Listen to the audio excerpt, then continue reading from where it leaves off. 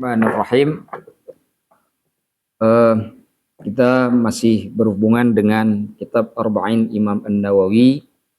Sebelumnya kita jelaskan bahwa Imam An-Nawawi adalah ulama besar, meskipun dengan usia yang sangat terbatas yang Allah berikan kepada beliau, tapi kitab-kitab tulisannya kemudian banyak menjadi rujukan. Bukan hanya di mazhab Syafi'i saja, walaupun beliau bermazhab Syafi'i, tapi juga lintas mazhab.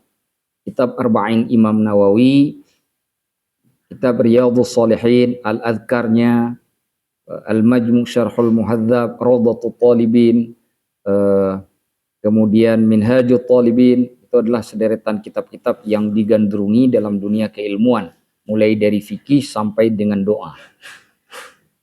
Nah, apa yang menyebabkan Imam An-Nawawi dalam waktu yang sangat relatif singkat tersebut itu bisa mempelajari ilmu yang sangat luar biasa? Saya ingin baca kutipan sedikit yang dikutip oleh murid beliau langsung, yaitu Ibnu Al-Attar, dari gurunya yaitu Imam Nawawi langsung. Imam Nawawi mengatakan begini, kuntu aqra'u kulla yaumin, aku setiap harinya membaca ithnai asyara darsan, 12 mata pelajaran, alal masyayikh, kepada para guru-guru atau para masyayikh. Jadi ada 12 mata pelajaran yang beliau pelajari setiap harinya sampai dengan tamat. Jadi mungkin agak sulit ya bagi kita mengejar Imam Nawawi ya, karena kita 2 minggu sekali dua mata pelajaran. Sedangkan beliau 12 mata pelajaran setiap hari. Apa 12 mata pelajaran tersebut? Syarhan wa tashihan darsaini fil wasit. Jadi ada 2 pelajaran dalam urusan permasalahan fikih yang dipelajari dari kitab Al-Wasit karangan Imam Al-Ghazali. Jadi Imam Nawawi itu belajar kitab Al-Wasit, kitab fikihnya Imam Al-Ghazali. Sekarang kan ada orang yang mengkritik Imam Ghazali ya, yang mengatakan kitab Imam Ghazali itu kitabnya banyak hadis lemah. Kita katakan begini, memang hadisnya lemah secara sanad, tapi secara matan apakah maknanya benar atau tidak, itu pertama. Karena di dalam ilmu hadis bisa saja hadis itu sanadnya kuat tapi matannya lemah. Sanadnya kuat tapi matannya, arti sanad kuat rentetan perawi hadisnya itu kuat, akan tetapi secara matan itu sangat lemah. Saya di sini punya satu hadis yang ingin barangkali saya bacakan ke teman-teman ya, supaya kemudian ini menjadi pertimbangan kita bahwa tidak semua hadis yang sahih itu dimungkinkan hadisnya bisa diamalkan. Nah, ini hadisnya ya, saya bacakan. Imam As-Suyuti,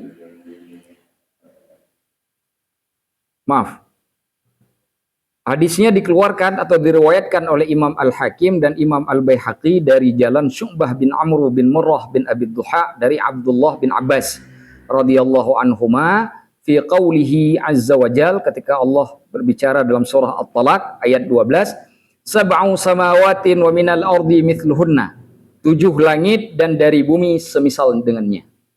Lalu kemudian qala, Ibnu Abbas berkata, fi kulli ardin nahwa Ibrahim, di setiap bumi itu ada Nabi Ibrahim. Berarti ada bumi ada berapa lapis? 7. Berarti di setiap lapis bumi ada Nabi. Benar itu? Benar? Enggak benar lah. Karena yang ada makhluk Allah yang tinggal di atas lapisan itu para malaikat yang di langit. Kalau di lapisan bumi itu makhluk Allah kayak binatang, seperti bakteri, dan tidak ada manusianya. Manusia hanya di atas bumi. Itu kan? Tapi ini hadisnya sahih. Disebutkan di sini, kata Imam As-Suyuti dalam kitab Al-Hawi lil Fatawa, hadal hadis ini diriwayatkan oleh Al-Hakim fil Mustadrak, oleh Imam Al-Hakim dalam kitab Al-Mustadrak ala Sahihain, wa qala, lalu beliau berkata, sahihul isnad, sanad hadis ini sahih. Wa rawahul Baihaqi, Imam Baihaqi juga meriwayatkannya fi Syu'abil Iman, dalam kitab Syu'abil Iman. Wa qala, dan Imam Baihaqi berkata, isnaduhu sahihun, sanadnya sahih. Walakinnahu syadzun, akan tetapi hadis ini hadis yang cacat. Syadz. Apa yang maksud syadz dalam ilmu hadis? Apabila maknanya itu bertentangan dengan Al-Quran ataupun dalil yang lebih kuat dari atasnya. Hadisnya sahih.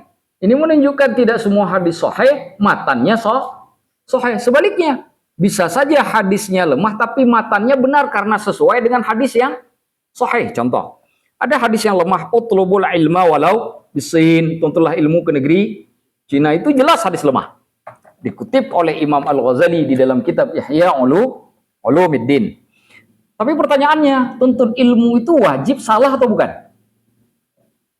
Wajib. Karena kata utlubul ilma, tuntutlah ilmu, itu sesuai dengan hadis talabul ilmi fardhatun ala kulli muslimin.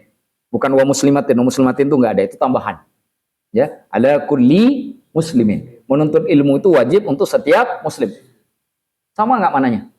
Tapi walau bisinnya kita nafikan. Karena itu hadis Jadi mau di Afrika Selatan, mau di Amerika, mau di Kutub Utara, di Kutub Selatan, kalau memang ada ilmunya ya ambil, cari. Nggak mesti harus di Cina.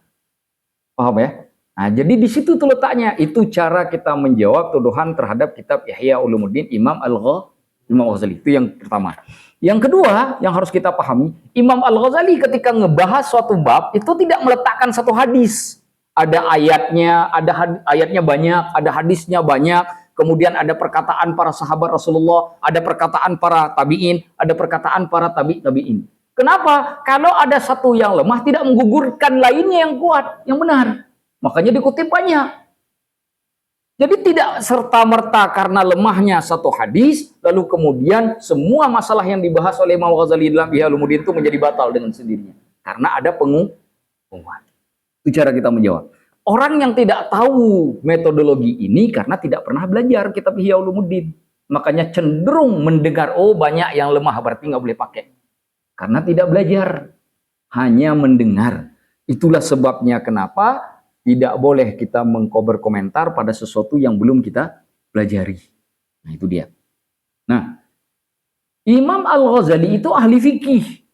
Kitab fikihnya 3. Ada Al-Basit, ada Al-Wasit, ada Al-Wajiz. Nama kitabnya tuh. Ya. Salah satu dari kitab fikih beliau itu Al-Wasit. Itu dipelajari oleh Imam An-Nawawi sebanyak 2 mata pelajaran sehari. Baik dari sisi pembelajaran maupun dari pembenaran. Jadi kalau perbedaan fikih itu kan begini, kan dari perbedaan pendapat. Mana dari perbedaan pendapat itu yang paling kuat? Itu namanya tashih. Saya misalkan belajar fikih mazhab Syafi'i, kayak kita belajar kemarin itu. Mabit di Muzdalifah itu wajib haji apa sunnah haji? Kan ada 2 pendapat itu. Nah itu namanya tashih. Dalam pendapat yang masyhur itu adalah wajib haji. Tapi kalau kemudian nanti ada yang ngamalin bahwa itu sunnah haji, begitu nggak mau mabit di Muzdalifah terus tidak bayar dam, ya berarti ada pendapat itu memang. Mungkin saja beliau ngambil pendapat itu. Tapi yang masyhur yang kita jalankan adalah kalau kita tidak mabit di Muzdalifah kita bayar dam. Nah, begitu tuh. Itu kan namanya tashih itu. Cara belajarnya itu. Nah, itu polanya. Itu 2 pelajaran. Yang ketiga wadarsan fil muhadzab. Satu pelajaran dalam kitab Al-Muhadzab namanya. Kitab Al-Muhadzab itu ada di situ tuh. Sebentar, saya ambil ya. Nah, biar tahu. Ada saya kitab Al-Muhadzab Imam Asy-Syirazi ya. Maaf. Kayak ada.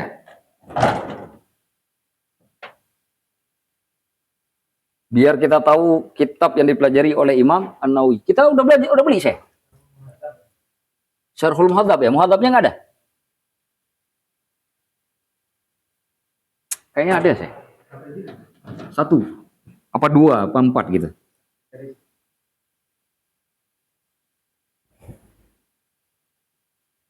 Ada kayaknya. Kitab Al-Muhadzab Imam Asy-Syirazi.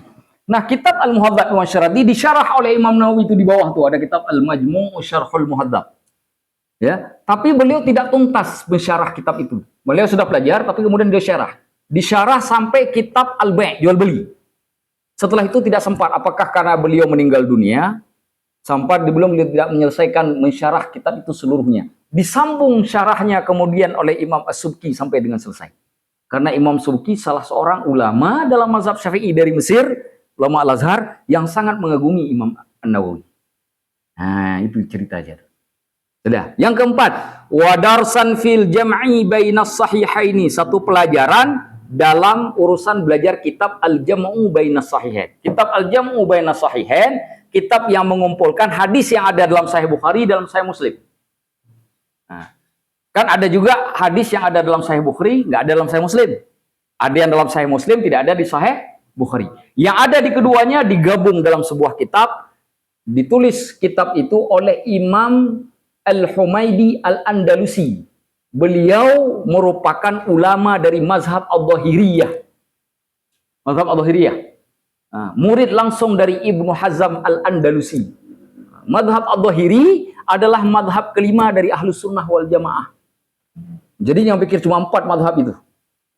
Mazhab Ahlus Sunnah wal Jamaah, mazhab Al-Dhahiri namanya.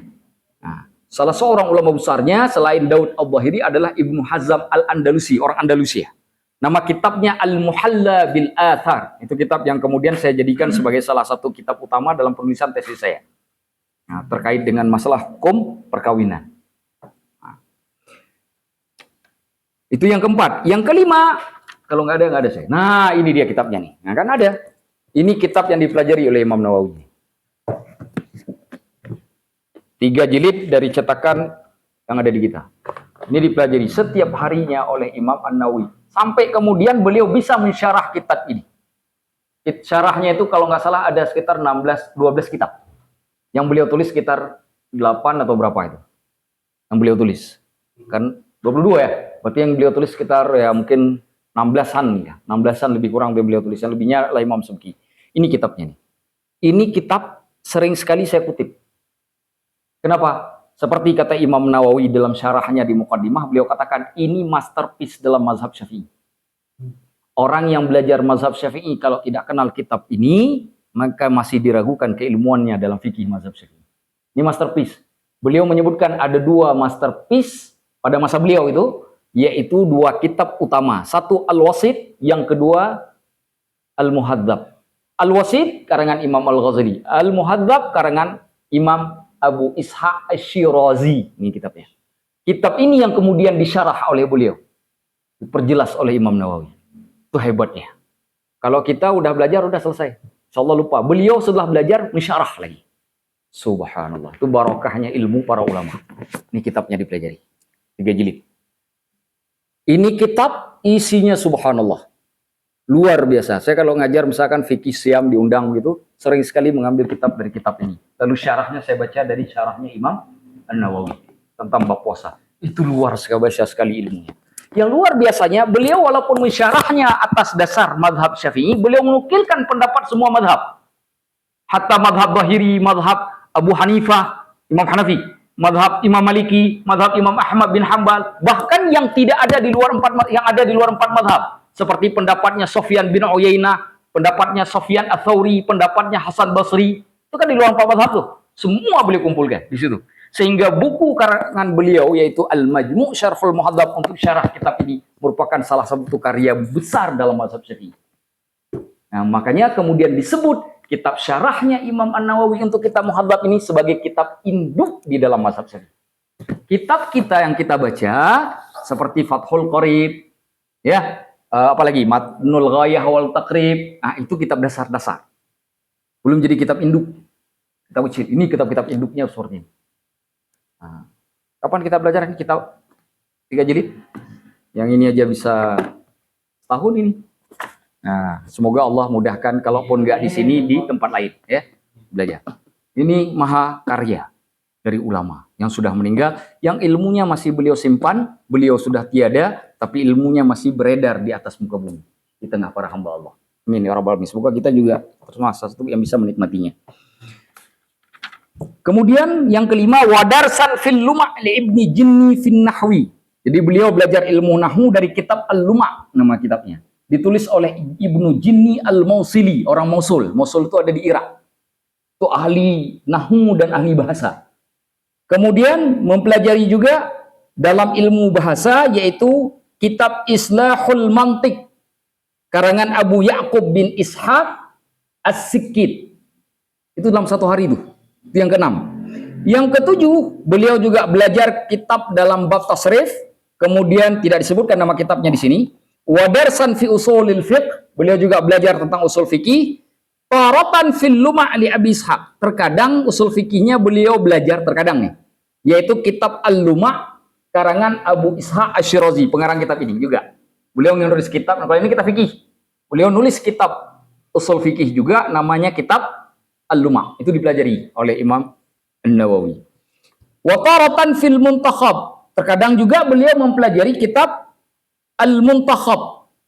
Kitab Al-Muntakhab itu kitab Imam Fakhruddin Ar-Razi, pengarang kitab Mafatihul Ghaib dalam tafsir. Nah, itu dalam juga bidang ilmu usul fiqh. Kemudian wadarsan fi asma'ir rijal, pelajaran dalam urusan perawi hadis.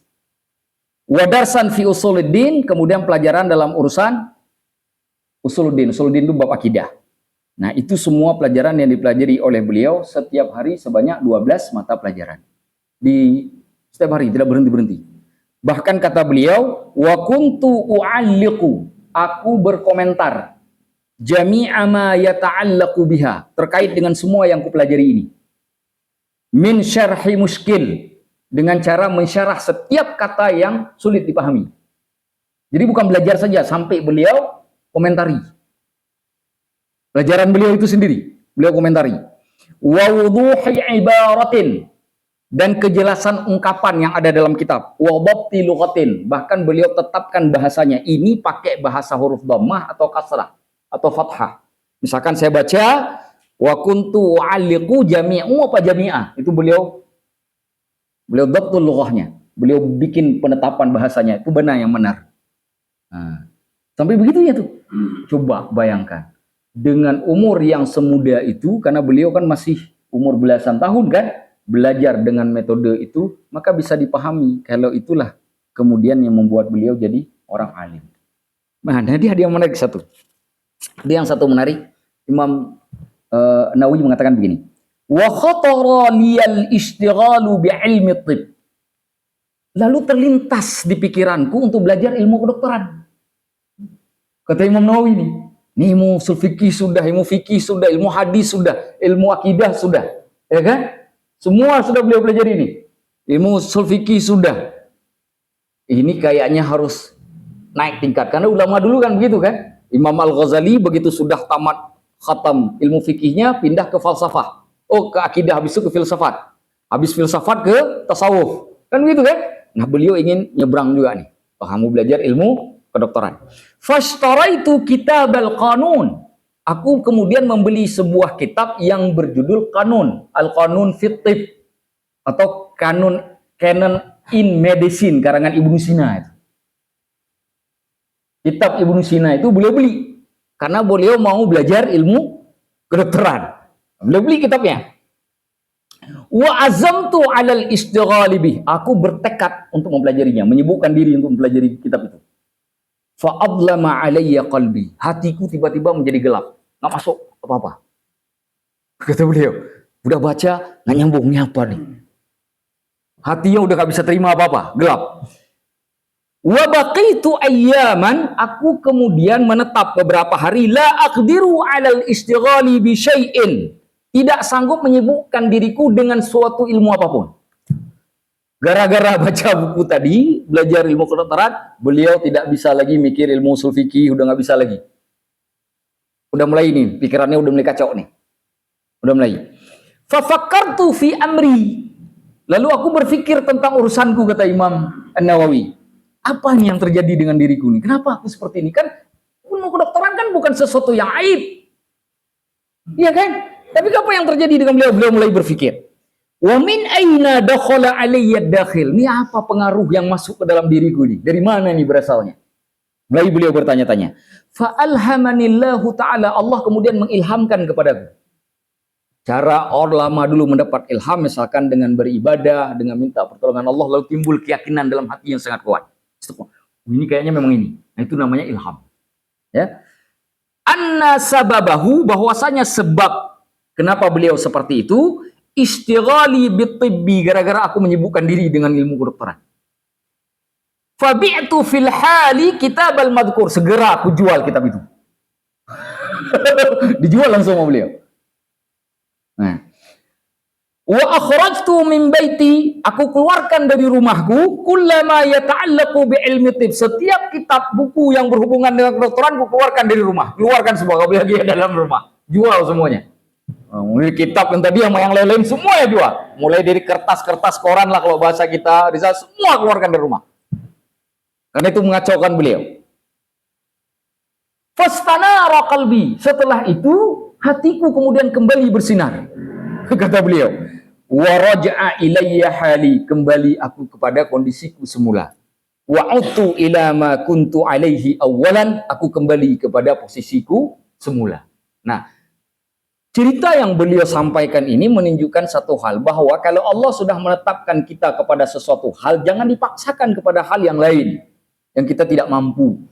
Ini misalkan kita memang ahlinya berhitung, ya kan? Tiba-tiba ngafal rumus biologi, belum tentu sanggup. Ada orang yang diberikan oleh Allah pemikirannya, kekuatannya, urusannya dengan angka.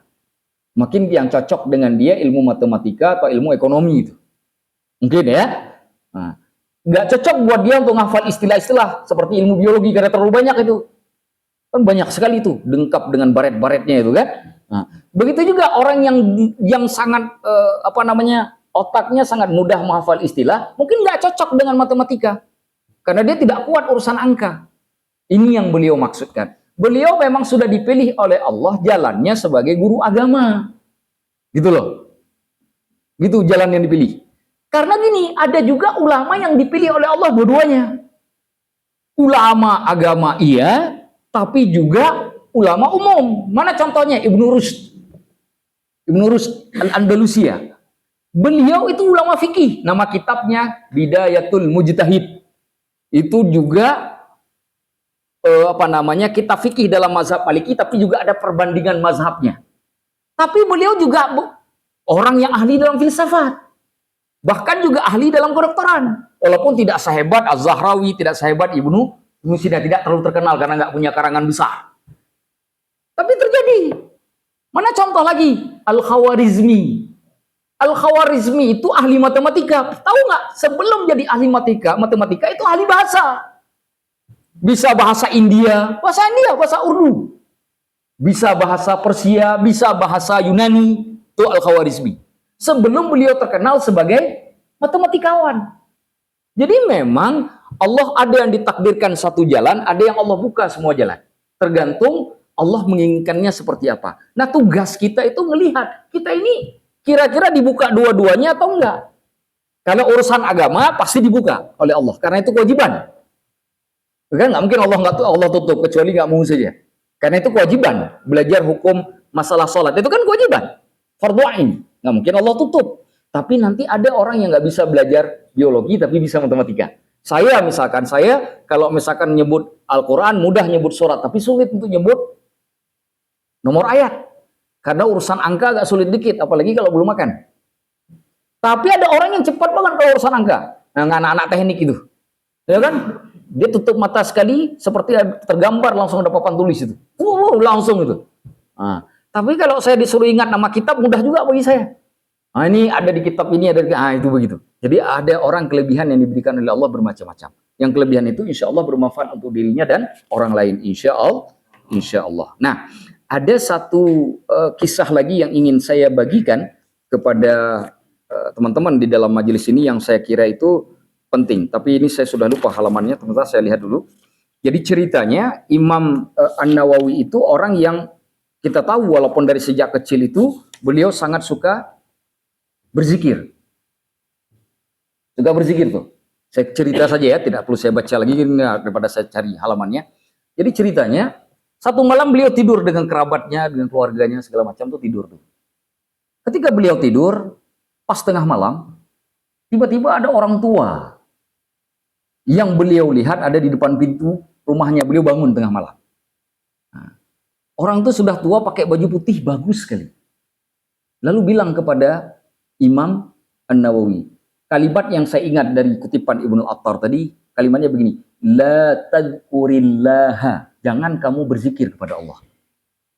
Itu kalimat orang tua tadi tuh. Ya kan? Jangan berzikir kepada Allah, Karena jika kamu berzikir kepada Allah nanti mengganggu keluargamu yang tidur. Itu tuh kalimatnya tuh.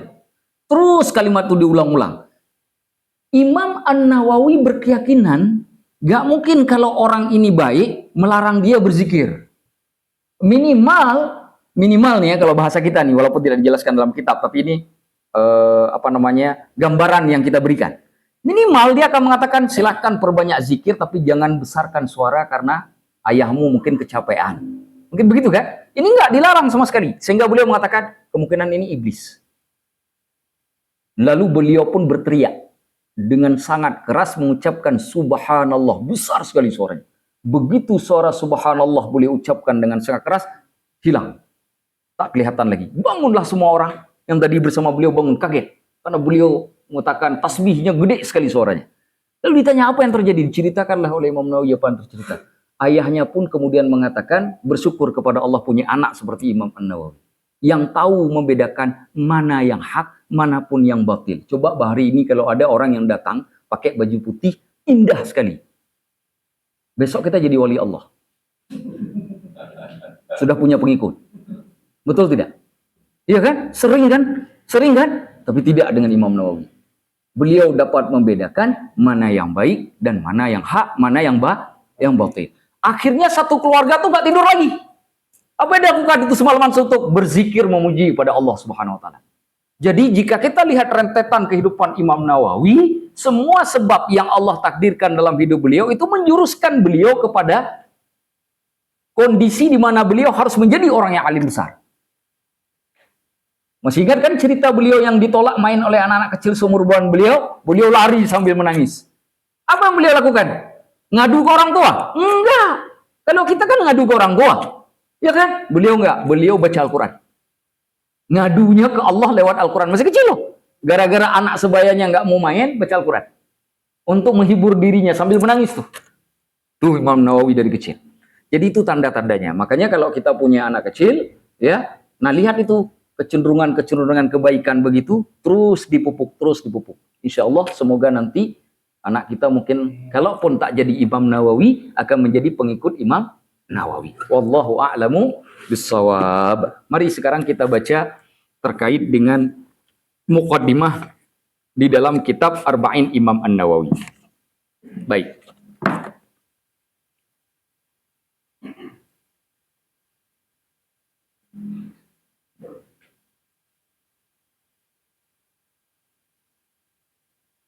Baik, bismillahirrahmanirrahim. Alhamdulillahi rabbil alamin. Segala puji bagi Allah Rabb sekalian alam. Qayyumis samawati wal ardin. Yang mengatur langit-langit dan bumi-bumi. Mudabbiril khalaiqi ajma'in. Yang mengatur juga seluruh ciptaannya.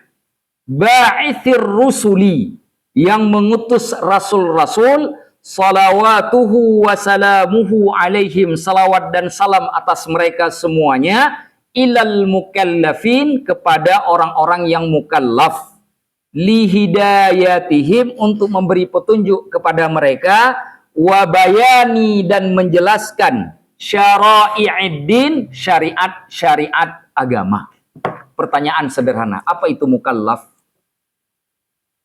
Karena diutus Rasul untuk mukallaf. Kenapa disebut untuk mukallaf? Padahal kan dalam Al-Quran disebut untuk rahmatan lil alamin kan, ke seluruh alam kan, berarti termasuk anak kecil kan? Kenapa disebut mukallaf? Maka kita harus paham dulu apa itu mukallaf. Apa itu mukallaf? Hah? Orang yang sudah diberikan beban tanggung jawab hukum. Mukallaf terbagi dua. Bisa saja dia mumayyiz, bisa juga dia baligh. Ada hukum yang mumayyiz sudah berlaku, seperti jual beli. Kita kalau ada anak belum mumayyiz itu belum bisa bedakan antara yang baik dan benar. Antara yang benar dengan yang buruk, antara yang baik dengan yang jahat. Lalu kita kasih uang suruh belanja ke kios depan, itu tidak sah transaksinya. Karena dia belum mumayyiz. Nah, kalau dia sudah mumayyiz walaupun belum baligh, katakanlah seperti anak umur 4 tahun, 5 tahun. Kita kasih uang suruh beli Ajinomoto misalkan, atau kita beli Indomie atau apa gitu di warung. Dia datang dia beli, itu sudah sah karena dia sudah mumayyiz walaupun dia belum baligh. Tapi ada hukum yang tidak dikenakan kepada yang mumayyiz, tapi dikenakan ketika seseorang sudah baligh. Seperti hukum sholat, zakat, puasa, haji, yang itu baligh. Bisa dipahami ya sampai di sini? Jadi mukallaf orang yang sudah dibebani hukum. Baik hukum yang nanti hanya dikhususkan kepada mumayyiz ataupun hukum yang hanya dikhususkan kepada orang yang sudah baligh. Paham ya? Nah, sekarang kenapa disebut mukallaf di sini nggak disebut Rabbul Alamin? Oh, tidak disebut dikirim sebagai rahmatan lil alamin. Karena penggunaan kalimat Imam An-Nawawi terkait dengan syara'i'id-din, syariat-syariat agama. Jadi syariat agama itu adalah beban hukum. Karena itu beban hukum, maka berhubungan dengan mukallaf. Karena anak kecil baru lahir itu belum ada syariatnya. Dia kencing di tempat kita sholat, dosa nggak? Nggak dosa, karena belum ada beban syariat. Maka tidaklah kalimatnya rahmatan lil alamin. Karena kalau menyebutkan syariat lalu disebutkan rahmatan lil alamin, tidak matching tuh kalimatnya. Tuh, pinternya ulama kita dalam cara menyusun kata saja sudah tahu tuh bagaimana. Jadi menggunakan kata mukallaf karena yang dituju kepada syari. Itu dia. Paham ya? Baik, kita lanjutkan. Bidalailil qat'iyyati, dengan dalil-dalil qat'i. Wa wadihatil barahin, dan kejelasan-kejelasan bukti-bukti yang ada. Nah, apa dalil qat'i? Kalau kita belajar usul fikih, dalil itu dari sisi indikasi pendalilannya. Ya, itu dibagi kepada dua. Satu disebut dalilun qat'iyyun. Yang kedua disebut dalilun dhanniyun. Qat'i pasti, tidak ada perdebatan ulama. Jadi kalau sudah dalil qat'i, ulama tidak akan berdebat, tidak akan berbeda pendapat. Tapi kalau dalilnya dhanni, disitulah letak perbedaan pendapat. Mana? Kita ambil contoh ya. Salat duhur itu 4 rakaat, dalilnya qat'i. Karena disebut di dalam dalil atau hadisnya tentang bilangan rakaat qat'i. Adakah perbedaan di kalangan para ulama terkait dengan hal itu? Tidak ada. Mau mazhab Dhahiri sekalipun, mau mazhab Syafi'i, mau mazhab Hambali, mau mazhab Hanafi, mazhab Maliki, tetap duhur itu 4 rakaat. Belum pernah saya dengar dari dulu sampai sekarang salat duhur 4 rakaat setengah, belum pernah. Kenapa? Karena dalilnya qat'i. Pasti. Tapi nanti ada dalil dhanni namanya. Dalil dhanni itu yang bersifat asumtif. Apa arti asumtif dalam fikih? Dimungkinkan mengandung dua makna. Nah, kalau qat'i pasti maknanya satu, maka tidak perlu diperselisihkan. Kalau dhanni itu dimungkinkan dua makna. Ingat, dalam fikih dalil dhanni lebih banyak daripada qat'i. Makanya kenapa banyak sekali perbedaan pendapat. Kalau orang bilang nabinya satu, ya kan? Allahnya satu, kitab sucinya satu, kok pendapatnya banyak banget? Jawabannya karena dalil dhanni lebih banyak dari dalil. Kenapa dalil dhanni lebih banyak? Untuk ditaisir, pemudahan. Rasulullah kan mengatakan yassiru wala tu'assiru, mudahkan jangan persulit. Innama antum muyassirin, kalian ini diutus sebagai orang-orang yang memudahkan, kata Rasulullah, hadis Imam Bukhari itu. Wa ma bu'istum mu'assirin, kalian tidak diutus sebagai orang yang menyulitkan. Itu kan kata Rasulullah. Itu menunjukkan keberadaan dalil dhanni lebih banyak menjadi lebih mudah. Saya ambil contoh. Di dalam Al-Qur'an itu ada kalimat qar'un. Mana dalilnya? Di surah Al-Baqarah di akhir juz 2 ya, di antara bagian akhir dari juz 2 itu ada ayat begini. Wal mutallaqatu, dan orang-orang yang ditalak oleh suaminya, diceraikan oleh suaminya. Berarti perempuan ya. Yatarabbasna bi anfusihinna thalathata quru. Dia menahan dirinya selama 3 quru. Pertanyaan, quru itu apa artinya? Ketika kita pergi mengkaji ilmu bahasa Arab, kita tahu kata quru merupakan jamak dari kata qar'un. Kata qar'un di dalam bahasa Arab itu disebut ismul abdadi. Kata benda yang di dalamnya mengandung dua makna tapi saling bertentangan.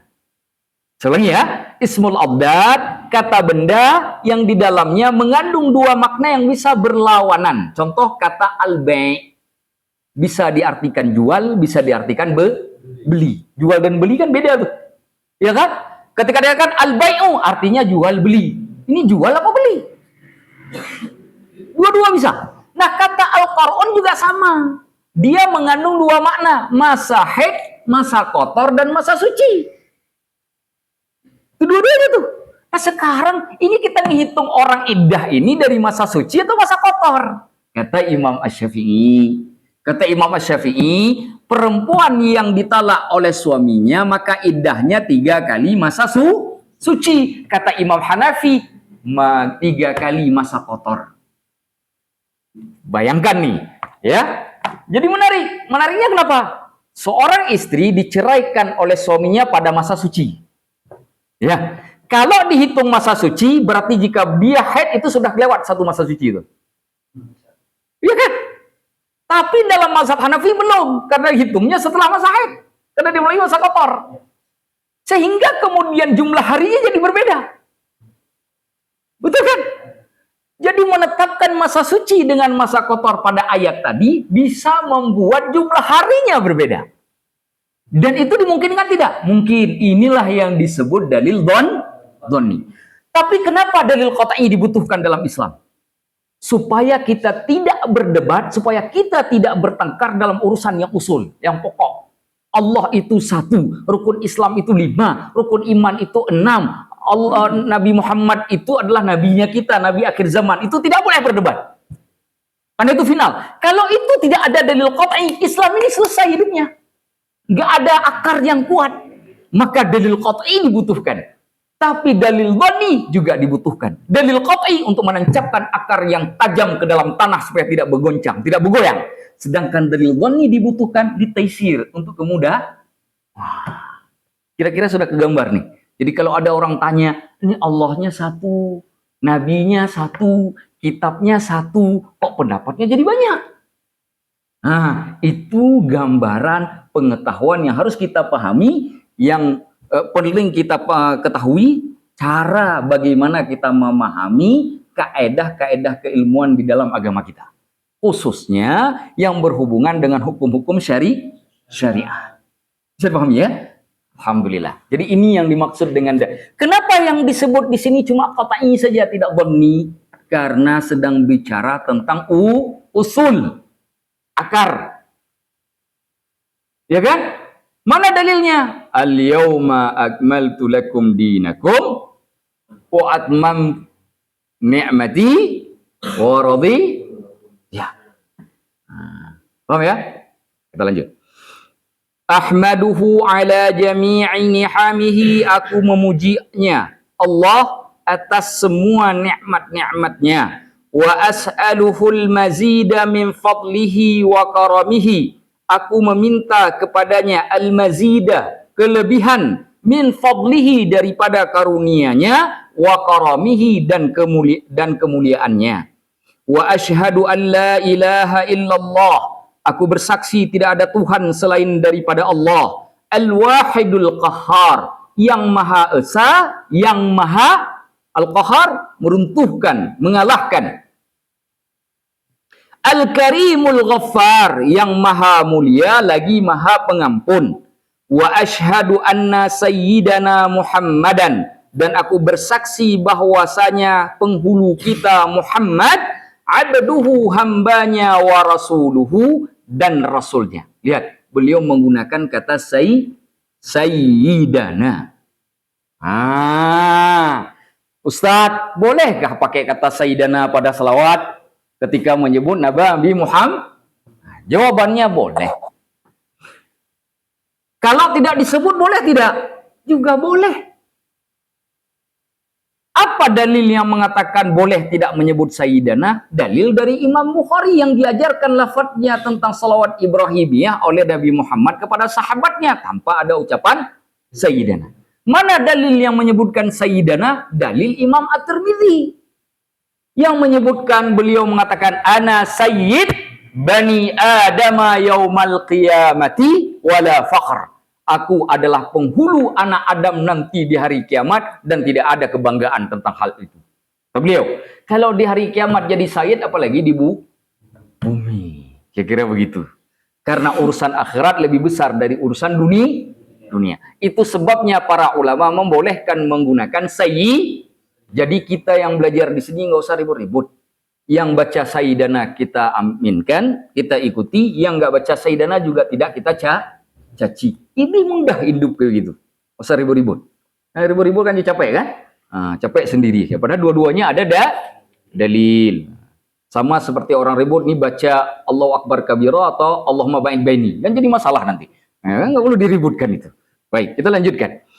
Wa habibuhu dan kekasihnya Allah. Wa khaliluhu dan kesenangannya Allah. Jadi beliau kekasih bahkan jadi kesenangan. Afdalul makhluqin, makhluk yang paling istimewa, paling utama. Al-mukarramu yang dimuliakan bil Qur'anil aziz dengan Al-Qur'an yang agung. Al-mu'jizatil mustamirrati yaitu mukjizat yang terus-menerus berlangsung ala ta'aqubis sinina atas peralihan atau pergantian tahun. Jadi walaupun tahun sudah berganti dia tetap bisa digunakan. Nah itu Al-Qur'an itu.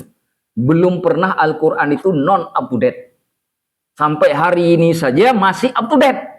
Bahkan menyentuh dunia ilmu pengetahuan walaupun itu bukan kitab ilmu pengetahuan. Mana dalilnya? Dalilnya terkait masalah bagaimana terjadinya embrio di saat seorang ibu hamil yang terdapat di dalam surah Al-Mu'minun. Ketika bercerita tentang segumpal darah, segumpal daging, itu kan? Nah, ternyata kata alaqah itu berasal dari kata yang menunjukkan penempelan. Alaqah itu menempel. Jadi kan alaqah sering diartikan segumpal. Nah, padahal secara bahasa alaqah itu yang menempel. Secara bahasa ya. Ternyata begitu diteropong benar dia menempel. Dan bentuknya alaqah itu biasanya seperti lintah. Benar ketika diteropong seperti lintah. Ada ilmuwan yang kemudian masuk Islam.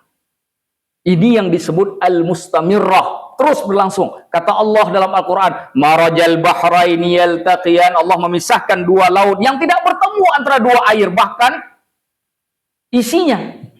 Ikan yang di sebelah sini tidak masuk ke dalam laut ini, yang di laut ini juga tidak masuk ke dalam sebelahnya. Kenapa? Karena kadar garamnya berbeda. Mana terjadi? Seperti laut yang ada di wilayah Asyut di Mesir. Itu dua laut yang dilihat seakan-akan bersatu, ternyata itu dua. Tidak ada pembatas, tetapi air yang sebelah sini itu berbeda dengan kadar di sebelah sini. Ikan yang sebelah sini tidak masuk sebelah sini. Begitu sampai di situ dia putar balik. Sudah tahu dia rambunya. Putar balik. Kalau enggak ditilang. Wah, dari mana ilmu itu? Al-Quran sudah menyebutkan pembuktian saintifiknya baru sekarang. Zaman modern. Ketika Allah menyebutkan dulu marajal bahraini yaltaqiyan, orang paham maknanya tapi belum membuktikan secara saintifik. Berkembangnya ilmu Al-Quran terbukti. Nah, itu dia.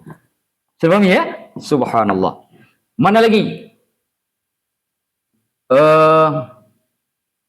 Terkait dengan matahari yang beredar pada porosnya. Apa itu ayatnya? Surah Yasin ya. Tajri limus wasyamsu tajri, matahari yang berputar pada orbitnya. Mustaqar itu tempat diam. Jadi berputarnya matahari itu di tempat tadi dia berputar begini. Ya kan? Ternyata matahari berputar. Bapak diketahui sekarang. Dulu Allah sudah cerita. Ada lagi watarik. Tarik itu kan tembintang gitu. Kata tarik itu kan artinya mengetuk.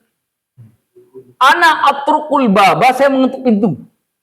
Bintang kok mengetuk? Ternyata hari ini sudah ditemukan oleh NASA. Begitu didengar, ternyata ada bintang yang bunyinya seperti ketukan pintu. Tuk, tuk, tuk, tuk. Betul kan? Watarik. Kata Allah dalam Al-Quran. Dan bintang, torik. Apa dulu bintang torik? Orang yakin tapi belum ada pembuktian ilmiah. Ini yang disebut al-mu'jizatil mustamirrah. Mujizat yang berlangsung terus-menerus. Karena Allah mengatakan inna nahnu nazzalna dzikra wa inna lahu lahafidun. Kami turunkan zikir Al-Quran dan kami jaga. Tidak akan pernah tidak up to date. Allah yang jaga langsung. Nah, mana dalilnya contoh bukti bahwa Allah jaga? Berapa juta anak manusia yang hafal Al-Quran? Tolong sebutkan satu agama di dunia ini yang umatnya memperlakukan kitab sucinya seperti umat muslim memperlakukan Al-Quran. Coba sebutkan satu saja agamanya. Ada di kampung kita, mungkin di daerah kita, ada umur anak yang baru 5 tahun bisa 30 juz. Dulu ketika saya di Al-Azhar, saya tinggal di daerah namanya Qotomnya. Di bawah saya ada guru dosen Al-Azhar bidang biologi. Beliau punya 2 anak. Yang satu hafal Quran sudah 25 tahun, si abang, si adik sudah sekitar 12 juz lebih kurang. Yang ini yang sudah 24 atau 25 juz gitu. Yang nomor 1. Nomor 1 ini kelas 2 SD. Suatu hari ini saya cerita nih satu hari. Saya dengan teman berangkat kuliah. Yang namanya dulu kan kalau di Jakarta ada damri kan. Pasti nggak damri? Kan kita biasa kalau damri itu bergelantungan tuh. Nah, di sana juga ada. Nah, kita sering menyebut bus coret. Bus coret itu karena nomornya dicoret. Ya kan? Nah, kita naik bus itu. Dia naik juga. Di dalam bus ada orang minta-minta. Karena ada kelebihan rezeki sedikit ya kita kasih sajalah. Dia di depan. Tahu nggak dia ngomong apa? Tuh anak yang masih kecil itu yang hafal Quran berapa juz itu. Tahu nggak dia ngomong apa? Kamu akan mendapatkan apa yang kamu berikan hari ini. Terus saya ngomongnya begitu. Saya dengan teman saya sambil mata-mata, ini serius nih. Anak kecil itu ngomong begitu. Itu subhanallah.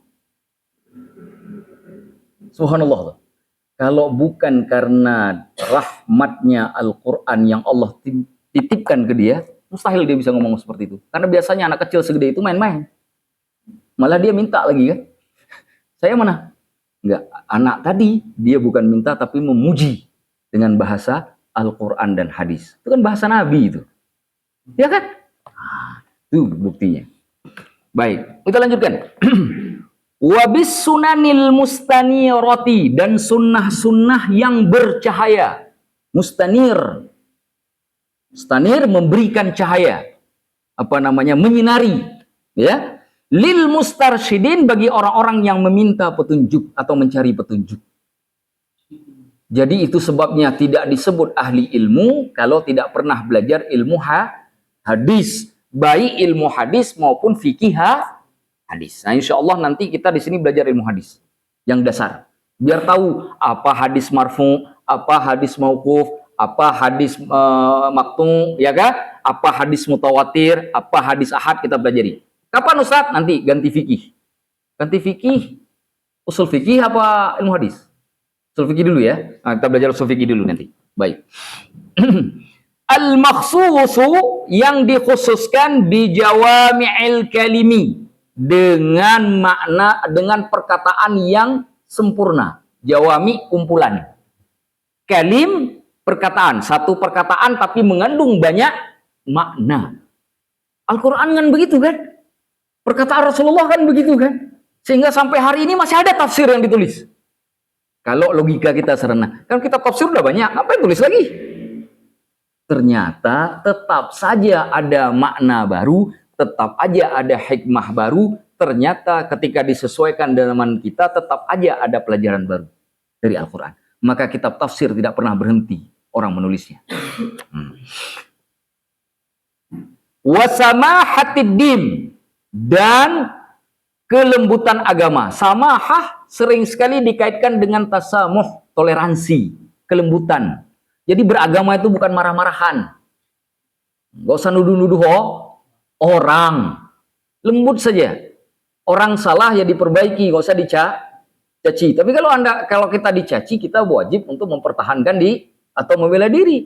Tapi nggak boleh menyerang orang. Nah, memperbaiki boleh. Ya kan? Nah, gitu. Jangan nanti habis pulang dari sini, oh, kamu tuh salah. Janganlah begitu. Baru belajar kitab Matan Wayah Takrib udah jadi kayak belajar kitab Muhadzab. Kan jadi nggak enak kita lihatnya.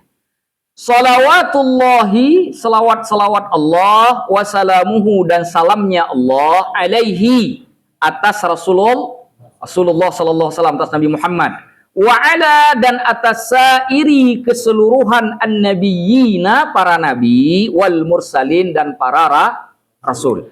Kenapa disebut nabi dan rasul? Karena kalau disebut rasul pasti nabi. Kalau saya nabi disebut Nabi Muhammad, pasti beliau Kalau saya sebut Rasul Muhammad, berarti beliau juga. Tapi kalau saya Nabi Khidir, boleh nggak beliau kita sebut Rasul? Ada perbedaan pendapat. Ada perbedaan. Mana perbedaan? Ada yang mengatakan Nabi Khidir itu Nabi dan Rasul. Ada yang mengatakan Nabi, ada juga yang mengatakan wali. Tapi yang paling masyhur itu adalah Nabi bukan Rasul. Hal yang sama dengan Zulkarnain yang dalam surah Al-Kahfi itu. Zulkarnain ada yang menyebutkannya Nabi, ada yang menyebutkannya Rasul, ada yang menyebutkannya wali. Tapi pendapat yang masyhur adalah wali Allah. Bukan Nabi, bukan Rasul. Bisa dipahami ya? Nah, apa bedanya Nabi dan Rasul? Kalau Rasul itu kan ada 4 sifat utama. Tabligh, Siddiq, Tabligh, Fatanah, Amanah, ya kan? Tabligh, Fatanah, Siddiq, Tabligh, Amanah, Fatanah. 4. Kalau Nabi kurangi tabligh saja. Itu aja. Beliau cuma Siddiq, Fatanah, dan Amanah. Kurangi tabligh. Kenapa dikurangi tabligh? Karena Nabi tidak punya umat. Umatnya siapa yang ketemu? Bisa saja yang ketemu adalah umat Rasul. Nah gitu. Dan syariatnya itu tidak boleh merubah syariat Rasul yang sudah diberikan ke umat tersebut. Paham ya? Paham nggak? Tidak boleh merubah. Makanya ketika orang mengatakan, kenapa Nabi Musa membantah Nabi Khidir tuh ketika beliau membunuh anak kecil? Singkat tuh cerita surah Al-Kahfi. Kenapa? Karena syariat Nabi Musa nggak boleh bunuh anak kecil tanpa sebab. Sehingga para ulama mengatakan inilah yang menunjukkan lebih tinggi Nabi Musa dari Nabi Khidir. Tapi karena perintah Allah harus Nabi Musa yang berangkat ke Nabi Khidir, maka berlaku hukum perintah Allah. Seperti sembah sujudnya malaikat kepada Nabi Adam. Padahal secara hakikat pada saat awal diciptakan yang tidak ada dosa kan malaikat. Ya kan? Tapi disuruh sujud kepada makhluk yang dimungkinkan itu berlaku hukum Allah. Hal yang sama berlaku Nabi Musa. Tapi dengan yang jadi masalah kalau Nabi Musa tidak protes. Ini jadi masalah. Kenapa? Karena beliau melanggar syariat. Ya kan? Protesnya Nabi Musa menunjukkan beliau taat pada syariat yang diberikan oleh Allah. Itu menunjukkan bahwa Rasul lebih tinggi derajatnya daripada Nabi. Sehingga para ulama sepakat Nabi Musa lebih tinggi kedudukannya daripada Nabi Khidir. Kalau kita dengar cerita selama ini kan lebih tinggi Nabi Khidir daripada Nabi Musa. Seakan Nabi Khidir mengajari Nabi padahal pengajaran itu untuk membuktikan kebesaran Allah. Karena Nabi Musa saat itu menganggap dirinya orang sangat alim, maka harus diberikan satu orang untuk menunjukkan kepada Nabi Musa bahwa ilmu itu datang dari Allah. Kalau Allah inginkan, Allah bisa kirimkan yang lebih pintar. Itu tujuannya. Tapi pada kenyataannya nanti tetap Nabi Musa yang lebih tinggi. Kenapa? Karena beliau menjalankan syariat. Protes kan? Begitu dipukul. Kenapa kamu pukul anak kecil ini? Nggak ada salah. Apakah jawab Nabi? Fa innaka lan tastati'a ma'iya sabra. Bukan dijawab ya. Kamu tuh benar-benar nggak sanggup bersabar denganku, kata Nabi. Kenapa? Ada ulama yang mengatakan itu menunjukkan Nabi Khidir belum diwahyukan oleh Allah jawabannya. Maka beliau jawab seperti itu. Beliau melakukan karena perintah Allah. Ada Allah belum berikan jawaban, tidak diberikan jawabannya kepada Nabi Musa. Kenapa syariatnya belum diturunkan? Ketika sudah selesai semuanya, baru diturunkan jawabannya oleh Allah, baru beliau sampaikan kepada Nabi Allah Musa. Sedangkan Nabi Musa dari sejak awal sudah tahu pengetahuannya, sehingga beliau memprotes. Paham cara memahaminya? Nah, jangan nanti ngubah. Nabi lebih tinggi daripada kedudukannya dari Rasul. Lah yang 4 mesti harus lebih tinggi daripada yang 3. Ya dong. Mudah memahaminya? Alhamdulillah. Baik. Wa ali kulli dan keluarga seluruhnya, baik keluarga Rasulullah maupun keluarga para nabi-nabi seluruhnya, wasair solehin, dan seluruh orang-orang soleh. Amma ba'du, maka sesudahnya. Sudah jam setengah 12. Kita lanjut. Hah? Lanjut ya? Baik. Amma ba'du, faqad rawaina, maka kami telah meriwayatkan. Ini kata Imam An-Nawawi. Kami telah meriwayatkan an Ali bin Abi Thalib, dari Ali bin Abi Thalib, menantu Rasulullah. Wa Abdullah ibni Mas'ud, Abdullah bin Mas'ud, yang merupakan guru daripada orang-orang Irak. Nanti yang sanad ilmunya sampai kepada Imam Hanafi. Nah. Wa Mu'ad bin Jabal. Nah, Mu'ad bin Jabal ini siapa? Salah satu ahli Quran, salah satu ahli Faraid. Wa Abi Darda, dan Abu Darda. Wa Ibnu Umar, Abdullah bin Umar. Wa Ibnu Abbas, dan Abdullah bin Abbas. Wa Anas bin Malik. Wa Abu Hurairah. Ini Imam Nawawi ngeriwayatkan sampai dengan sanad para sahabat ini semuanya.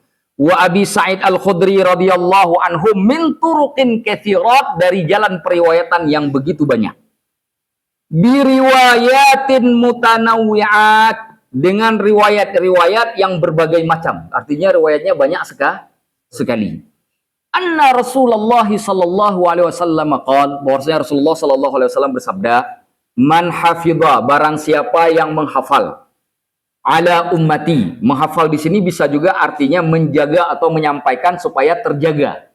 Ala ummati, atas umatku, arba'ina haditsan, 40 hadis, mi amri diniha, dari urusan agamanya, ba'athahullahu yaumal qiyamati, Allah akan membangkitkannya pada hari kiamat, fi zumratil fuqaha, di dalam kumpulan orang-orang alim fikih, wal ulama, dan juga kumpulan para ulama. Wa fi riwayatin, di dalam riwayat yang lainnya, kata Imam Nawawi ini, ba'athahullahu faqihan aliman, Allah akan membangkitkannya sebagai ahli fikih dan orang alim. Barang siapa yang menyampaikan, menjaga 40 hadis dari urusan agama Allah kepada umat Nabi Muhammad, 40 hadis saja. Bagaimana caranya? Ya satu, hafal dulu, kan gitu kan? Ya gak mungkin menyampaikan tak hafal. Udah hafal, pelajari isinya. Jangan sampai-sampaikan saja, rusak orang nanti.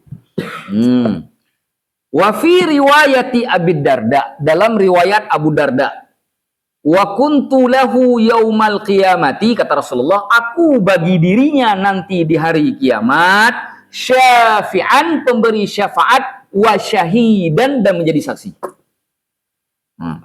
Wa fi riwayati Mas'ud, sedangkan dalam riwayat Ibnu Mas'ud disebutkan begini, qila lahu, disebutkan, diucapkan kepada orang yang tadi menjaga 40 hadis. Mereka sampaikan kepada umat Nabi Muhammad, sampaikan kepada mereka, kepada dia, udkhul, masuklah ke dalam surga, min ayyi abwabil jannati, dari pintu surga yang mana saja, syi'ta, yang kau inginkan. Masuk pintu 1, pintu 2, pintu 3, kata mereka, ente siapa? Kenapa masuk sini? Saya yang menyampaikan 40 hadis. Silakan masuk. Mau sini apa lewat sini, silakan, bebas. Nah, saat itu di akhirat diberikan kesempatan seperti itu menurut hadis Ibnu Mas'ud. Belum selesai, kita baca lagi. Wa fi riwayati Ibni Umar, pada riwayat Ibnu Umar, kutiba fi zumratil ulama, dia dicatat di dalam kumpulan para ulama. Ustadz, saya nggak alim, tapi yang 40 hadis itu sudah saya kuasai. Apakah saya bisa kemudian jadi ulama? Di dunia tidak, di sana dicatat pahalanya menurut riwayat ini. Kita lanjutkan. Wa husyira, dan dibangkitkan, fi zumrati syuhada, dalam kumpulan para orang-orang yang syahid di jalan Allah. Wattafaqal huffadh, para al-hafid bersepakat. Siapa hafid ini? Ahli hadis. Bersepakat ahli hadisnya. Apa sepakatnya ahli hadis? Sepakatnya ahli hadis adalah ala annahu hadithun dhaifun. Hadisnya adalah hadis yang dhaif, lemah. Semua hadis tadi yang disebutkan dengan berbagai macam jalan itu tidak ada satupun yang sampai pada tingkatan hasan, walaupun digabung tetap lemah. Sepakat para ulama hadis, tidak ada perbedaan pendapat. Nah, wa in kathurat turuquhu, walaupun jalan periwayatannya banyak, tetap lemah, kata Imam Nawawi. Nggak bisa naik kepada tingkatan hasan, tetap lemah. Wa qad sannafal ulama'u. Nah, jadi ini kita sudah sampai satu masalah ya. Satu, ada hadis yang banyak jalan periwayatan yang menunjukkan tentang masalah mengumpulkan 40 hadis. Itu satu masalah. Masalah yang kedua, ternyata hadis-hadis itu terlepas banyaknya jalan periwayatan ternyata lemah. Ini ada dua masalah nih. Bagaimana solusinya? Nah, belum beliau putuskan di sini. Kita harus baca terus biar sampai pada kesimpulan. Kita baca lagi. Wa qad sannafal ulama'u, para ulama telah mengarang, radhiyallahu anhum, semoga Allah ridha kepada mereka, fi hadzal bab, pada bab ini terkait dengan masalah 40 hadis. Jadi banyak kitab nanti, ini kitab 40 hadis masalah akidah, ini kitab 40 hadis masalah jihad, ini 40 hadis masalah fikih. Nah, banyak itu. Nanti teman-teman misalkan 40 hadis masalah pernikahan misalkan, 40 hadis masalah warisan misalkan, 40 hadis masalah apa, terus pokoknya satu tema. Nah, gitu. Yang penting 40 hadis. Nah, yang penting itu. Atau temanya bisa beda-beda. Tapi yang penting-penting, ini hadis pertama bab akidah, hadis kedua bab fikih, hadis ketiga bab tafsir, hadis ketiga bisa ya, pokoknya 40 tidak boleh kurang di atasnya. Itu sudah banyak sekali ulama mengatakan 40 hadis dikumpulkan di dalam satu kitab. Nah, fi hadzal bab, pada bab ini, ma la yuhsa, yang tidak bisa lagi terhitung, minal musannafat, daripada karangan-karangan mereka. Jadi banyak sekali ternyata kitab yang 40 hadis. Jadi bukan cuma Arba'in Imam Nawawi saja. Kita tahunya cuma Arba'in. Kenapa kita tahunya Arba'in Imam Nawawi? Karena di Indonesia ini yang paling masyhur. Padahal kalau 40 hadis bukan hanya Imam An-Nawawi, masih banyak yang lain. Nah, kita lanjutkan lagi. Fa'awwalu man alimtuhu, maka orang yang pertama sekali yang aku ketahui, kata Imam Nawawi, sannafa fihi, yang mengarang masalah 40 hadis di dalam masalah ini, yaitu Abdullah ibnul Mubarak, yaitu Abdullah ibnul, siapa Abdullah ibnul Mubarak? Muridnya Imam Hanafi. Berarti tidak ketemu dengan Imam Nawawi. Karena periodenya itu periodenya Imam Asy-Syafi'i. Artinya dari zaman tabi'in sudah ada orang yang menulis kitab 40 hadis. Yaitu Ibnul Mubarak salah satunya. Yang pertama sekali. Thumma Muhammad bin Aslam At-Tusi. Kemudian dilanjutkan oleh ulama lainnya yang bernama Muhammad bin Aslam At-Tusi. Al-Alim Ar-Rabbani. Orang yang alim. Ar-Rabbani itu orang yang punya keyakinan kepada Tuhan yang sangat luar biasa. Itu disebut Ar-Rabbani. Nah, Rabb dari kata Rabbun. Thumma Al-Hasan bin Sufyan An-Nasai, kemudian Al-Hasan bin Sufyan An-Nasai, Imam An-Nasai, wa Abu Bakar Al-Ajurri, beliau punya kitab Manaqib Al-Imam Asy-Syafi'i yang menjelaskan tentang manaqibnya Imam Syafi'i.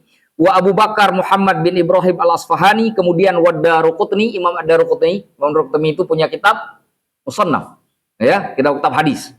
Wal Hakim, Imam Al-Hakim, nama kitabnya Al-Mustadrak Al-Sahihain. Wa Abu Nu'aim Al-Asfahani punya kitab namanya Hilyatul Auliya. Nama kitabnya tuh. Itu juga bagian dari orang yang berada di abad ke-4 Hijriah. 3 Hijriah, 4 Hijriah. Wa Abu Abdurrahman As-Sulami, wa Abu Sa'id Al-Malini, wa Abu Uthman As-Sabuni, wa Abdullah bin Muhammad Al-Ansari, wa Abu Bakar Al-Baihaqi. Abu Bakar Al-Baihaqi, Imam Baihaqi, penulis kitab Sunan Al-Baihaqi. Wa khalaiqu, dan kelompok-kelompok la yusauna, yang tak terhitung, minal mutaqaddimina wal mutaakhirin, baik dari kalangan ulama mutaqaddimin ataupun ulama mutaakhirin. Wa qad istakhartullaha ta'ala, maka aku telah meminta kepada Allah Ta'ala, fi jam'i, pada urusan mengumpulkan arba'ina haditsan, 40 hadis. Jadi minta tolong ke Allah. Ya Allah, aku pun ingin melakukan hal yang sama, maka tolong berikan aku kekuatan, aku juga bisa melakukan hal yang sama. Iqtidaan untuk mengikuti bihaula'il a'immatil a'lam, untuk mengikuti para ulama-ulama yang alim tadi, yang telah beliau sebutkan. Ulama-ulama itu telah melakukan bagiannya, saya ingin juga melakukan seperti yang telah mereka lakukan. Ingin mencontoh. Wa huffadhil Islam, dan para hafid di dalam hafid itu kalau pada hadis, kalau di dalam Al-Quran berarti penghafal Al-Quran. Kalau dalam ilmu hadis, al-hafid itu orang yang menghafal 100.000 sampai dengan 300.000 hadis sanadan wa matadan.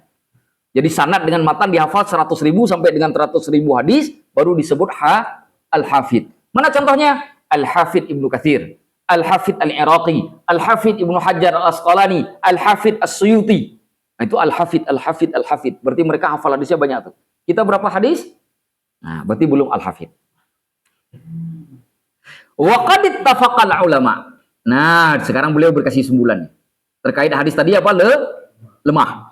Wa qad ittafaqal ulama, para ulama telah bersepakat ala jawazil amali, terkait bolehnya beramal bil haditsil dha'ifi, dengan hadis dhaif, fi fadailil a'mali, pada urusan fadail a'mal. Hadis lemah boleh diamalkan pada fadail a'mal. Di mana hadis lemah tidak boleh diamalkan? Satu, pada bab akidah. Tidak boleh. Hadis lemah tidak boleh pakai. Yang kedua, pada urusan halal haram tidak boleh. Yang ketiga, boleh pada fadail a'mal selama itu bukan hadis yang mungkar, apalagi maudhu', palsu. Itu boleh. Mana contohnya yang beramal pada hadis lemah tapi dalam fadail amal? Kalau kita naik haji, itu kan ada yang namanya sholat arba'in di Masjid Madinah. Mau ingat? Ada ibadah arba'in di Masjid Nabawi. Arba'in itu apa? 40 kali sholat bersama dengan imam Masjid Nabawi. Itu hadisnya ada itu. Tapi hadisnya lemah. Karena hadisnya lemah, ada sebagian orang mengatakan tidak mengamalkan karena hadisnya lemah. Tapi sebagian orang mengamalkan atas dasar apa? Karena hadisnya lemah. Ala fadail a'mal. Sudah selesai? Belum. Belum selesai sampai di situ. Kita baca lagi ya. Ada poin yang lebih penting lagi. Ya, ini penting supaya kita tahu. Sampai mana tadi? Wa ma'ahada, bersamaan dengan ini kata Imam Nawawi, falaisa i'timadi, maka tidaklah aku bersandar ala hadzal hadis.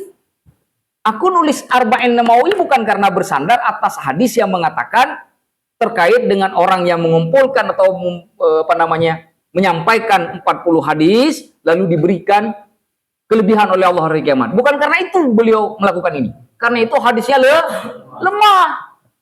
Boleh diamalkan tapi tidak boleh menjadi 7 karena hadisnya nah itu maksud beliau begitu tuh. Kenapa? Karena hadis lemah dimungkinkan bukan yang diucapkan oleh Nabi. Kalau kita yakini, kita nanti akan mengatakan Nabi mengucapkannya. Kalau Nabi mengucapkan, nggak mungkin hadisnya lemah. Iya kan? Tapi kalau boleh diamalkan, karena fadail a'mal. Dan fadail a'mal tidak mungkin bertentangan dengan halal dan haram. Paham ya? Paham ya?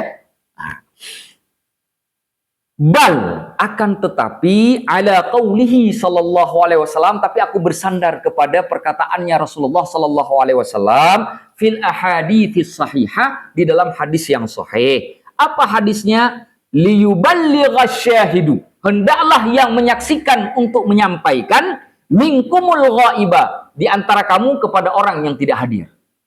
Kemana dulu kita sering mendengar balighu anni, itu kan? Itu kan wajib kan? Maka hadis ini dipakai oleh beliau untuk menyampaikan ilmu kepada orang yang belum tahu. Itu dasarnya tuh hadisnya. Hadisnya hadis sahih. Hadis sahih. Wa qauluhu sallallahu alaihi wasallam. Ini hadis ini nanti bisa dilihat di dalam kitab Sahih Bukhari, Sahih Muslim. Ya. Wa qauluhu sallallahu alaihi wasallam, wa qaulihi sallallahu alaihi wasallam, dan sabda Rasulullah sallallahu alaihi wasallam, naddarallahu bra'an. Ini adalah Sahih Bukhari, dalam Sahih Muslim. Allah membuat wajah seseorang itu berseri-seri. Allah membuat wajah seseorang itu nanti di hari kiamat berseri-seri. Kenapa? Sami'a maqalati, karena dia mendengar apa yang aku katakan. Fawa'aha, lalu dia menyadari apa yang aku bicarakan. Mengerti dan paham. Fa'addaha, lalu dia menyampaikannya kama sami'aha, sebagaimana dia dengar. Tidak dilebihkan, tidak dikurangi. Orang yang seperti itu, kata Rasulullah, yang tahu perkataanku, dia sampaikan sesuai dengan apa yang didengar kepadaku, tidak ditambah, tidak dikurang, hari kiamat nanti akan Allah buat wajahnya berseri-seri. Itu kata Rasulullah. Dua hadis inilah yang menjadi sandaran Imam Nawawi untuk menulis kitab ini. Adapun kenapa Arba'in Nawawi hanya sebagai fadhail paham ya? Nanti Ustaz, saya nggak mau nulis Arba'in, saya mau nulis Sittin, 60 hadis. Boleh nggak? Silahkan kalau mampu. Silahkan. Kenapa Imam Nawawi senang menulis Arba'in? Karena sudah ada ulama-ulama besar sebelumnya melakukan. Karena mereka qudwah. Mereka itu panutan. Maka beliau menulis Arba'in. Kalau saya misalkan nanti Allah takdirkan sanggup pun, saya akan melakukan Arba'in. Tidak akan lebih. Kenapa? Karena menjadikan para ulama itu sebagai panutan. Karena tidak mungkin kita bisa sampai ke Rasulullah kecuali melalui jalan para ulama. Sebagaimana kita tidak mungkin sampai kepada Allah kecuali menjalani jalan Rasulullah. Nah begitu. Makanya butuh sanad namanya. Nggak bisa langsung ke Al-Quran dan hadis, hilang sanad ilmunya. Kalau tak bersanad, maka setan yang jadi gurunya. Nah. Thumma minal ulama'i, kemudian daripada ulama-ulama, man jama'al arba'ina, yang mengumpulkan hadis-hadis arba'in itu fi usulin, ada dalam bab usul, bab akidah. Alladzina fi usuliddin, dalam urusan pokok-pokok agama. Usuluddin artinya bab akidah. Wa ba'dhum fil furu'i, dan sebagiannya dalam bab furu', bab cabang. Bab cabang itu bab fikih. Jadi ada 40 hadis bab fikih, ada 40 hadis bab akidah. Ada kitab-kitabnya itu. Wa ba'dhum fil jihad, ada juga yang ngumpulin 40 hadis dalam urusan bab jihad. Pokoknya hadis jihad semua ada di situ. Di 40 hadis itu. Wa ba'dhum fi zuhdi, ada juga 40 sebagian mereka yang mengumpulkan 40 hadis dalam bab zuhud terkait dengan tasawuf. Wa ba'dhum fil adab, kemudian terkait dengan adab sopan santun. 40 hadis tentang sopan santun kayak hadis dalam Riyadhus Shalihin itu. Ya. Adab makan, adab minum, adab tidur, gitu-gitu tuh. Wa ba'dhum fil khutab, sebagian mereka mengumpulkan hadis terkait dengan 40 hadis terkait khutbah Rasulullah. Semua khutbah Rasulullah ketika beliau naik di atas mimbar itu dikumpulin. 40 hadisnya. Wa kulluha maqasidu salihah, seluruhnya mempunyai maksud-maksud yang baik. Radhiyallahu an qasidiha, Allah meridhai orang-orang yang bermaksud demikian. Waqad ra'aitu, maka aku pun memandang, jam'a arba'ina, mengumpulkan 40 hadis, ahamma min hadza kullihi, 40 hadis yang lebih penting dari semua bab yang tadi dibicarakan.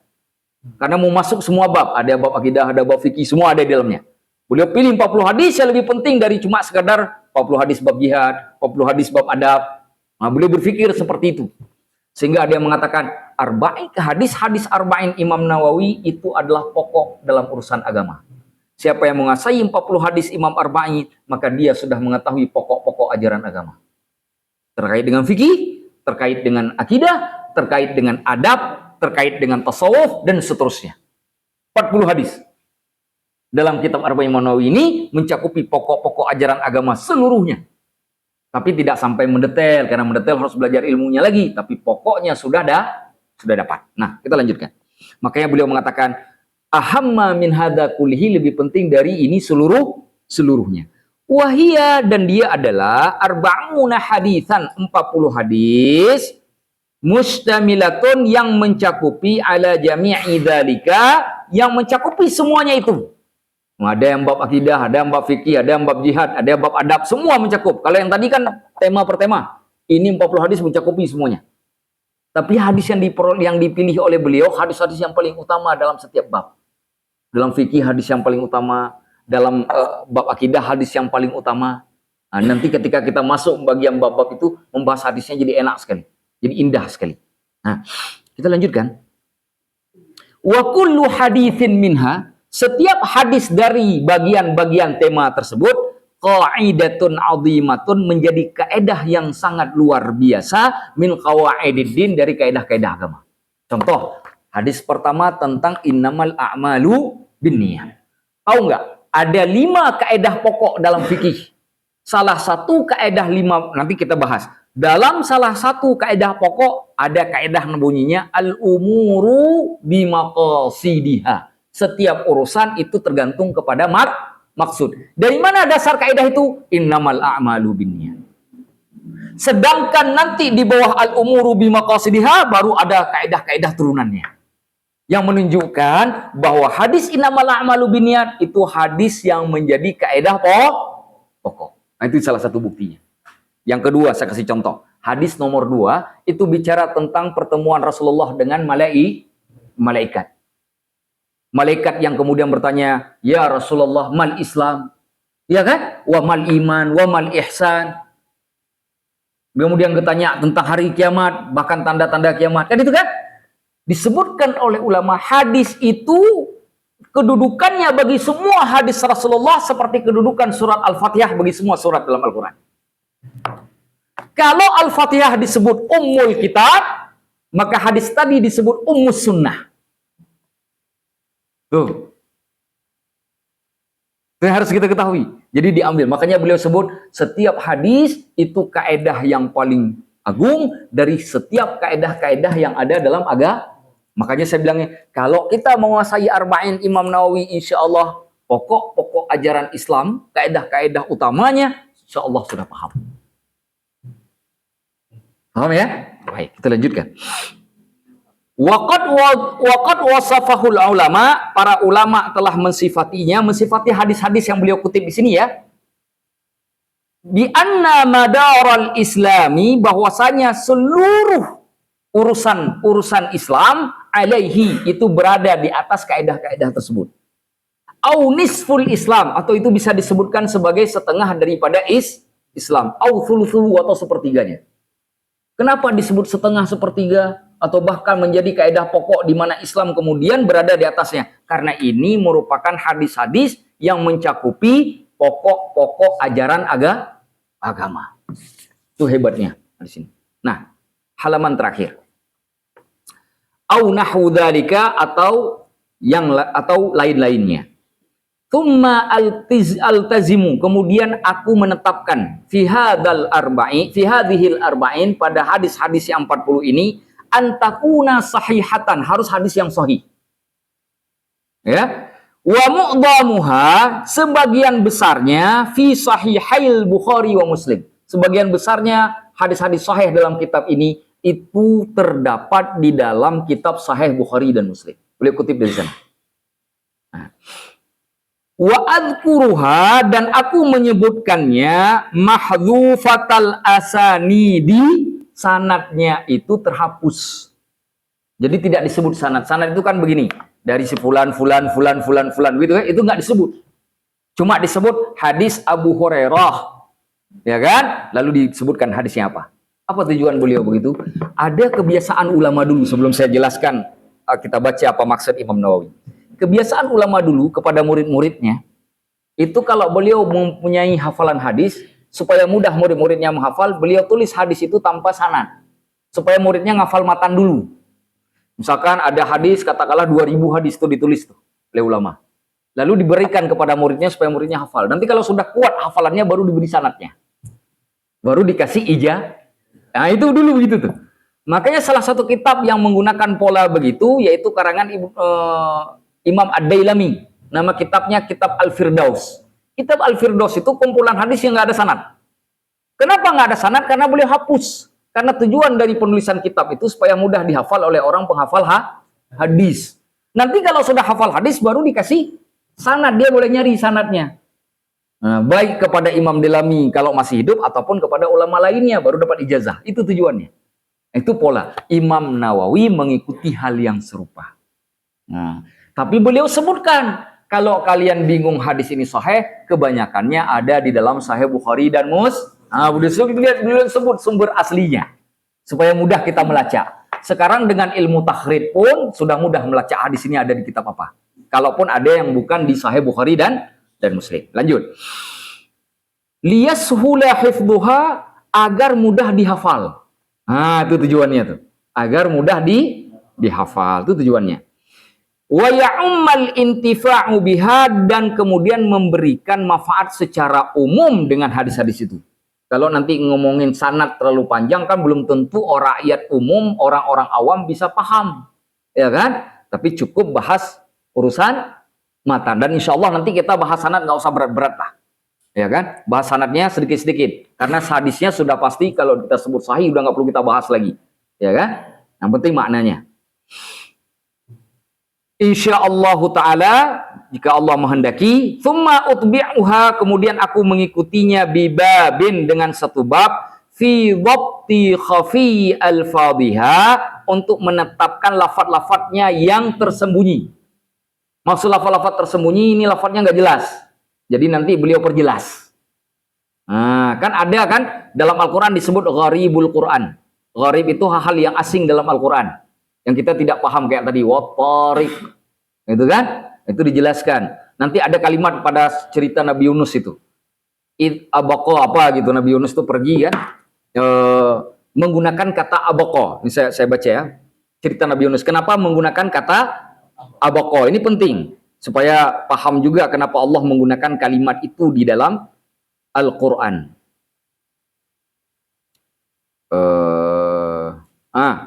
Id abaqa ilal fulkil mashhun, tatkala Nabi Yunus berlari kepada kapal yang bermuatan penuh. Kata abaqa itu sebenarnya bukan seperti kata haraba yang hanya berlari saja seperti seorang anak yang marah kepada ibunya lalu lari. Bukan. Bukan begitu. Kata abaqa artinya dalam bahasa itu lari dari tuan, seorang budak yang lari dari tuannya. Sehingga kemudian diumpamakan seperti itu digunakan kepada Nabi Yunus karena keluar dari kaumnya belum dapat izin Allah. Hah? Iya. Kenapa begitu? Karena Nabi Yunus alaihi salam itu kecewa kepada kaumnya. Ini siang malam kesurukan beriman, tak ada yang beriman. Karena beliau kecewa, bukan sakit hati, kecewa. Kecewa kan belum tentu sakit hati. Kalau sakit hati sudah pasti. Yang jawab paham itu. Yang Bahab pernah, yang pasti jawab pernah merasakan itu. Saya sengaja aja tadi. Nah, kita lanjutkan. Makanya beliau keluar, betul kan? Belum dapat maka Allah tidak menggunakan kata haraba. Karena haraba bisa saja lari, tidak mau melakukan tanggung jawab.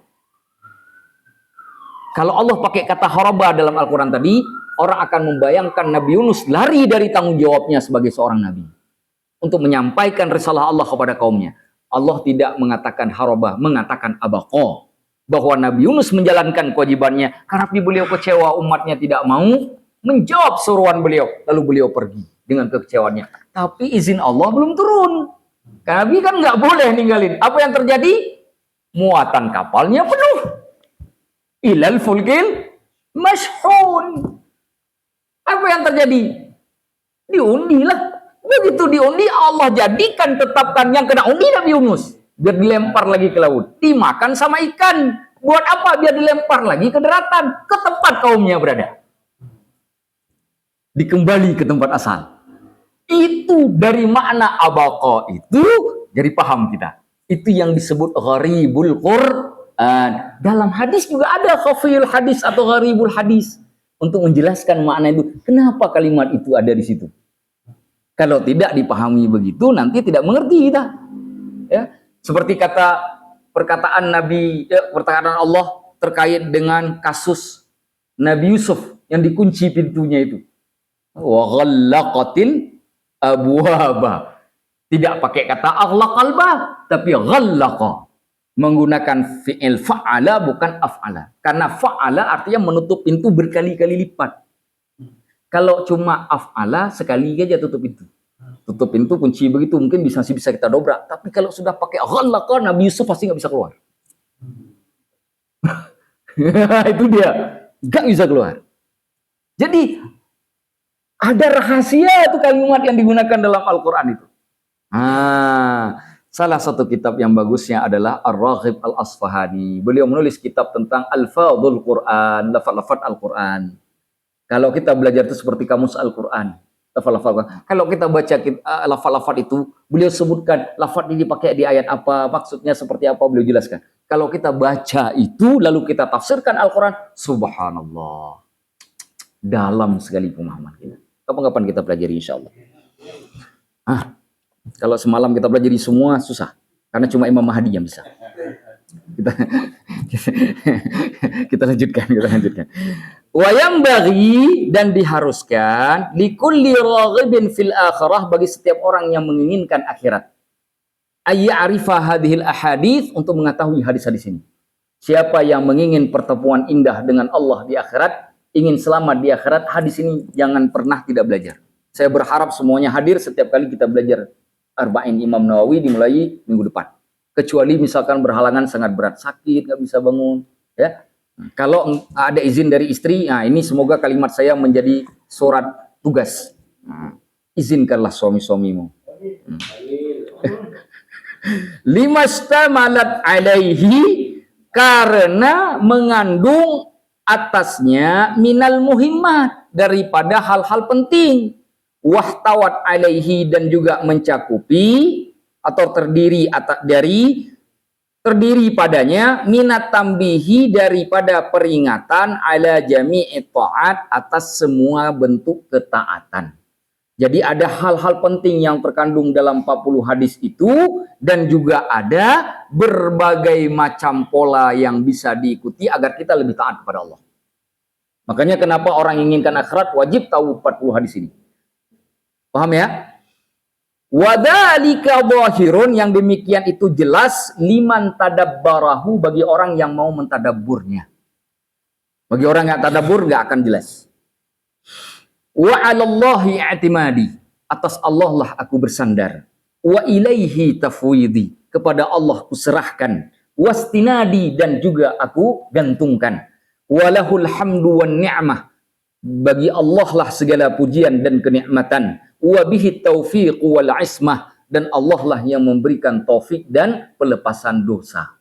Pelepasan diri dari dosa. Wallahu a'lamu bishawab. Yang perlu saya garis bawahi, walaupun disebut arba'in, sebenarnya bukan 40 hadis, tapi 42 hadis. 42 hadis ini kemudian nanti ditambahkan ya oleh beberapa ulama yang lain, ya, sampai dengan Ibnu Rajab Al-Hambali yang bermazhab Hambali dalam kitab syarah beliau Jami'ul Ulum wal Hikam. Nanti besok sebelum saya jelaskan, saya akan jelaskan kitab-kitab syarahnya lebih dahulu di awal sedikit sebelum kita pelajari terkait dengan hadis pertama. Hadis pertama yang insya Allah terkait dengan hadis Umar bin Khattab terkait hadis tentang niat. Innamal a'malu bin niat. Wallahu a'lamu bissawab. Semoga Allah merahmati kita semua dan semoga kita punya kesempatan mempelajari kitab ini sampai dengan tuntas. Saya akhiri sebelum saya akhiri kita sama-sama baca doa kafaratul majlis.